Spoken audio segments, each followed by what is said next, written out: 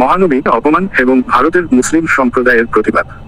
ভারতের উত্তর প্রদেশের বোম্বাইতে সম্প্রতি ঘটে যাওয়া এক বিতর্কিত ঘটনায় উত্তাল হয়ে উঠেছে মুসলিম সম্প্রদায়।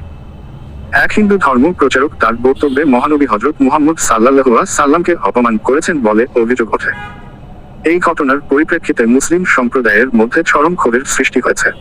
ঘটনার পটভূমি: ওই হিন্দু ধর্ম প্রচারক ইসলাম ধর্মের প্রতি অসম্মানজনক মন্তব্য করেন, যার ফলে মুসলিমদের মধ্যে উত্তেজনা বেড়ে যায়। তার বক্তব্যে শুধু ধর্মীয় আক্রমণই নয়, সহিংসতা ইঙ্গিতও পাওয়া যায়। এই মন্তব্যের বিরুদ্ধে প্রতিবাদ করতে রাস্তায় নামে অসংখ্য মুসলিম। তারা বিক্ষোভ করে এবং গ্রেফতারের দাবি তোলে। প্রতিবাদের ধরন: বিক্ষোভকারীরা ভারতের বিভিন্ন স্থানে লং মার্চ ও সমাবেশের আয়োজন করে।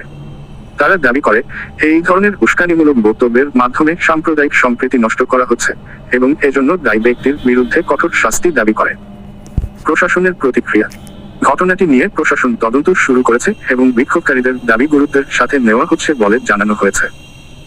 তবে এখনো ওই হিন্দু ধর্ম প্রচারককে গ্রেফতার করা হয়নি, যা মুসলিম সম্প্রদায়ের মধ্যে আরও উত্তেজনার সৃষ্টি করেছে।